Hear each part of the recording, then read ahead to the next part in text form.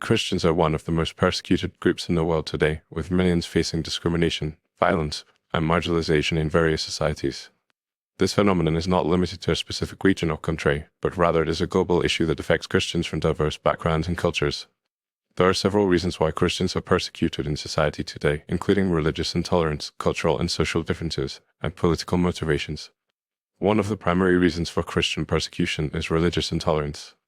In many parts of the world, Christians are viewed as outsiders or infidels, and their faith is seen as a threat to the dominant religion or cultural norms.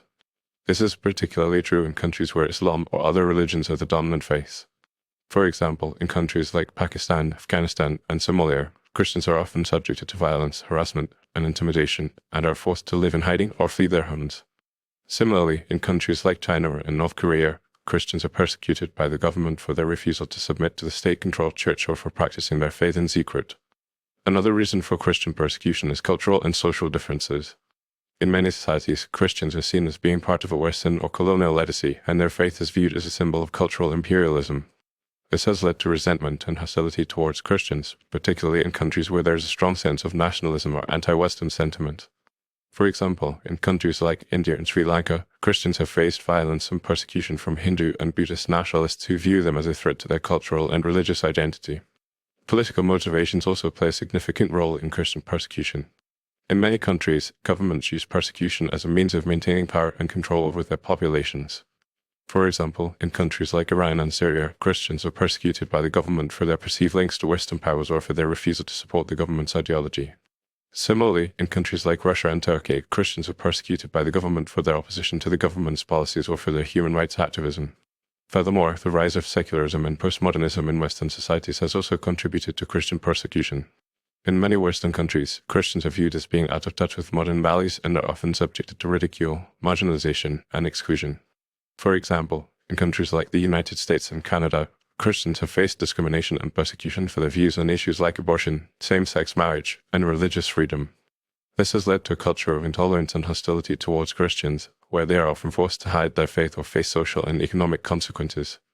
Moreover, the growth of social media has also played a significant role in Christian persecution. Social media platforms have provided a means for persecutors to spread hate speech, propaganda, and misinformation about Christians, which has contributed to a culture of fear and mistrust.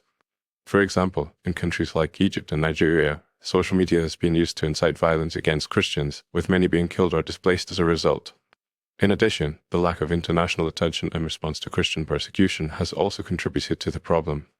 Many governments and international organizations have failed to take adequate action to protect Christians from persecution and have instead focused on other issues like climate change, poverty, and economic development. This has emboldened persecutors and has created a culture of impunity, where Christians are seen as being fair game for violence and discrimination.